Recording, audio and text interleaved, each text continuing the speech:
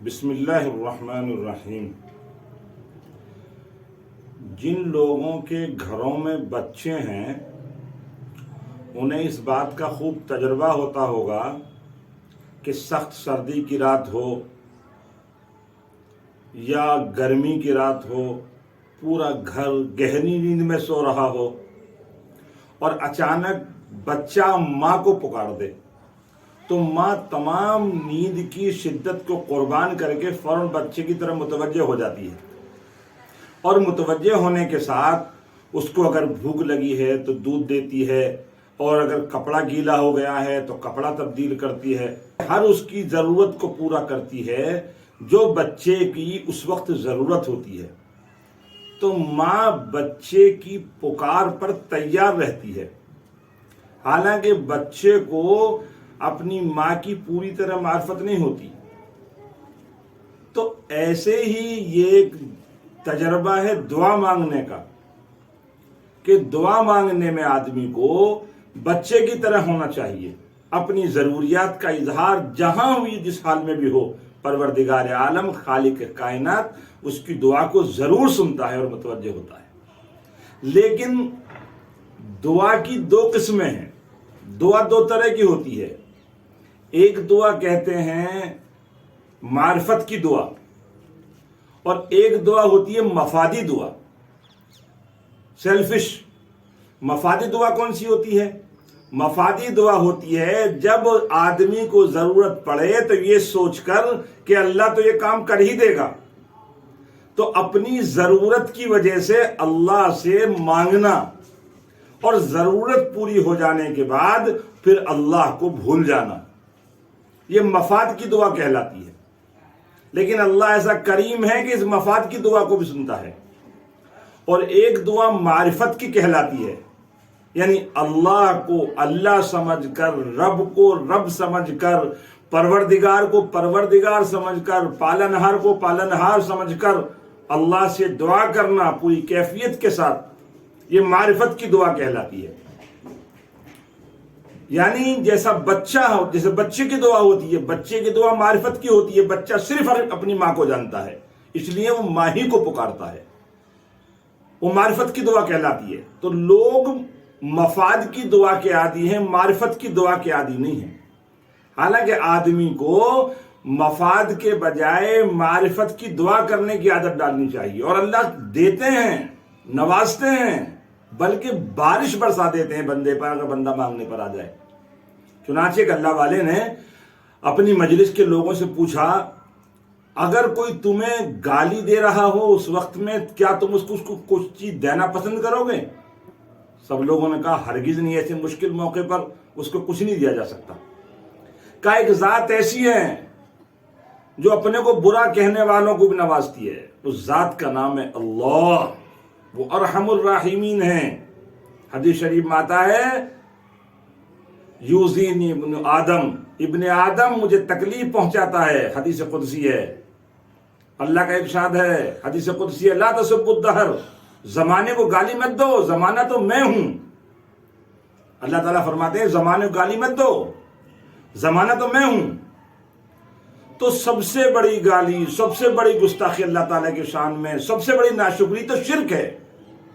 جو لوگ شرک کرتے ہیں وہ اللہ تعالیٰ کی سب سے بڑی شان میں گستاخی کرتے ہیں۔ اس سے بڑی شان میں گستاخی نہیں ہو سکتی، اس سے بڑی گالی نہیں ہو سکتی توحید کے لیے۔ لیکن اللہ تعالیٰ ایسے مشرکین کو بھی نوازتا ہے، بلکہ یوں کہیے اللہ ایسے بے وفاؤں کو بھی نوازتا ہے۔ تو جو بے وفاؤں کو محروم نہ کرے، کیا وہ وفاداروں کو بھول جائے گا؟ کیا وہ وفاداروں کی دعائیں نہیں سنے گا؟ یقیناً وفاداروں کی دعائیں سنے گا۔ شرط یہ ہے کہ معرفت کی دعا ہونی چاہیے۔ جب معرفت کی دعا ہوتی ہے تو اللہ کیسے قبول فرماتے ہیں؟ ایک چھوٹا سا واقعہ ہے۔ سعودی عرب میں ایک ڈاکٹر احمد تھے جو بہت بڑے سرجن تھے، لوگ ان کے پاس دور دور سے سفر کر کے آتے تھے، ان سے مشورہ کرنے کے لیے گھنٹوں انتظار کرنا پڑتا تھا۔ ایک مرتبہ ملک میں بہت بڑی کانفرنس ہوئی ڈاکٹروں کی، اور اس کانفرنس میں یہ فیصلہ لیا گیا کہ اس میں جو اہم اسپیچ ہوگی، کلیدی خطاب ہوگا، وہ ڈاکٹر احمد ہی کا ہوگا، اور اس میں ڈاکٹر احمد کی خدمات اور قابلیت کی وجہ سے انہیں شیلڈ سے بھی نوازا جائے گا، चुनाचे डॉक्टर अहमद को इत्तला की गई। उन डॉक्टर अहमद को मुकर्रर वक्त पर एयरपोर्ट पहुंचे और एयरपोर्ट में पहुंचने के बाद इमिग्रेशन की तमाम कार्रवाई पूरी होने के बाद हवाई जहाज में सवार होकर रवाना हो गए। अचानक अनाउंसमेंट हुआ थोड़ी देर के बाद कि हमारे जहाज में कुछ तकनीकी खराबी हो जाने की वजह से हमको करीबी एयरपोर्ट पर फौरन हवाई जहाज को उतारना पड़ रहा है। एयर होस्टेस ने ऐलान किया। चुनाचे जहाज उतर गया और उतरने के बाद सब लोग वेटिंग रूम में चले गए। फिर दोबारा ऐलान हुआ कि जो खराबी तकनीकी खराबी हुई है उसको फौरी करना ठीक नहीं है, बल्कि उसमें वक्त लग सकता है। अब डॉक्टर साहब की बेचैनी बढ़ गई, डॉक्टर अहमद की। फिर थोड़ी देर बाद मालूम ये हुआ कि ये खराबी ठीक नहीं हो सकती, बल्कि इसके लिए अब इन मुसाफिरों के लिए नए जहाज का इंतजाम किया जाएगा जिसके जरिए से जो अपने मकाम पर जा सकते हैं। अब डॉक्टर अहमद उठे और उन्होंने एयरपोर्ट के अमले डिपार्टमेंट से बात की कि मेरी बहुत अहम कॉन्फ्रेंस है, उसमें मुझे अहम स्पीच देनी है और मैं उनका चीफ गेस्ट हूं। अगर मैं वक्त में नहीं पहुंचा तो कुछ भी नहीं, बहुत परेशानी हो जाएगी। एयरपोर्ट के अमले ने कहा, आप जो कह रहे हैं ये बिल्कुल सही है, हम मुसाफिरों की परेशानी को समझ सकते हैं, लेकिन किसी भी सूरत में 12-14 घंटे से पहले दूसरा कोई नज्म नहीं हो सकता है। हम आपको होटल भेज देंगे। लेकिन फिर एक डॉक्टर साहब से एक अमले के आदमी ने कहा, जहां आप जाना चाहते हैं वो घंटा बमुश्किल, वो रास्ता बमुश्किल 3-4 घंटे का है। आप कार से 3-4 घंटे में पहुंच सकते हैं। आप चाहें तो एयरपोर्ट की कार ले लें और खुद ड्राइवर करते हुए चले जाएं। चुनाचे डॉक्टर अहमद को बात पसंद आई और समझ में आई।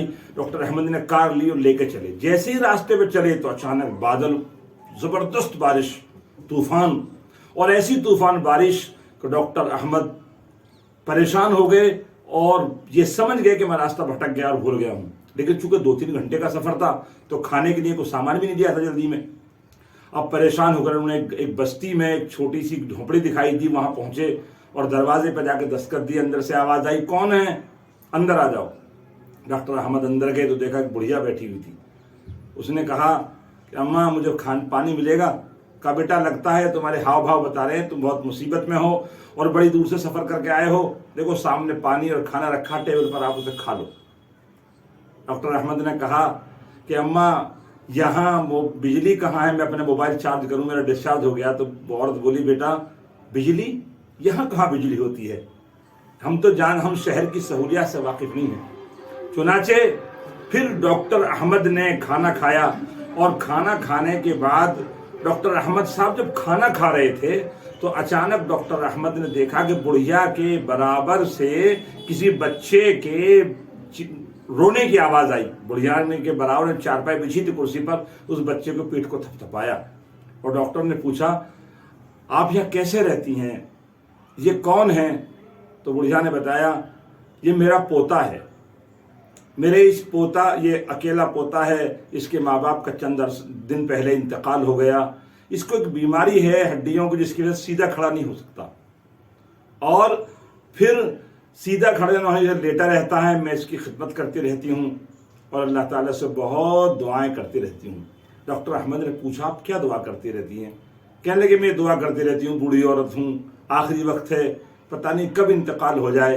लेकिन मैंने सुना है कि डॉक्टर अहमद है जो हड्डी का बड़ा सर्जन है, वो दूर भी रहता है और मालूम ये हुआ है कि वो महंगा भी है। मैं अपने बच्चे को, पोते को ले जा नहीं सकती।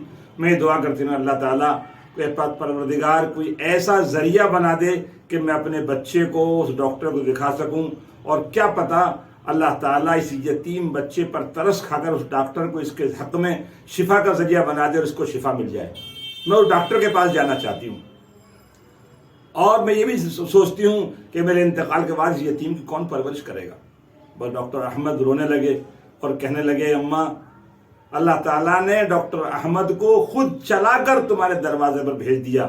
हवाई जहाज का खराब होना, आंधी का आना, रास्ते का भटक जाना और रास्ते पर चल कर आना, मेरा नाम ही डॉक्टर अहमद है और मैं खुद, अल्लाह ताला ने मुझको तुम्हारे दरवाजे पर भेज दिया। तो मालूम ये हुआ कि दुआ आदमी को करनी चाहिए, लेकिन मार्फत की दुआ करनी चाहिए। अल्लाह ताला को अल्लाह समझकर, रब को रब समझकर अल्लाह से भीख मांगने की दुआ करनी चाहिए। दोस्तों, जब फिरौन ने अपने आप को अना रब्बुकुमुल आला कहा, खुदा ने जब नवाज दिया مسلمان تو سجدے میں سبحان ربی الاعلیٰ کہتا ہے، اللہ تعالیٰ اس کی دعاؤں کو کیسے رد فرما دیں گے؟ اس لیے یاد رکھنا چاہیے کہ دعا مفاد کی نہیں مانگنی چاہیے، مفاد کی وجہ سے نہیں مانگنی چاہیے، دعا معرفت کے ساتھ مانگنی چاہیے۔ کائنات میں ہماری ضرورت کو پورا کرنے والا ہمارا اللہ ہے، اللہ ہی مومن کے لیے سب کچھ کر سکتا ہے، اس لیے دعا کا اہتمام کرنا چاہیے۔ جیسے پھر ہم نے ایک بزرگ سے پوچھا کہ حضرت دعا مانگنے کی توفیق نہیں ہوتی، دعا میں دل نہیں لگتا، کیا کرنا چاہیے؟ ان بزرگ نے کہا جس کا کچن کھانے کے آئٹموں سے بھرا ہوا، اسے کیا ضرورت پڑی ہے کہ وہ راشن کی لائن میں لگے؟ اس لیے جب بندہ اپنے آپ کو محتاج سمجھ کر اللہ تعالیٰ کے سامنے ہاتھ پھیلاتا ہے تو پھر اللہ اپنے کرم کے ساتھ متوجہ ہوتے ہیں، اور پھر جو کام دنیا کے لیے ناممکن ہوتا ہے اللہ تعالیٰ سے ممکن کرتے ہوئے چلے جاتے ہیں۔ کم سے کم آدمی جب بچہ رات کو روئے تو یہی سوچ لیا کرے، ایک ماں جب بچے کی پکار پر نیند قربان کر سکتی ہے اور اس کی پکار پر نیند میں متوجہ ہو سکتی ہے، تو وہ پروردگار عالم، وہ اللہ تعالیٰ جس کو نہ نیند آتی ہے نہ اونگ آتی ہے، وہ میری دعاؤں کو کیوں نہیں سنے گا؟ آپ دعا مانگنے کی عادت ڈالیے، وقت نکالیے، اللہ تعالیٰ کے سامنے اپنا دکھڑا سنائیے، اپنی پریشانی کو رکھیے، پھر دیکھیے اللہ تعالیٰ کیسے انعامات کی بارش کرتا ہے۔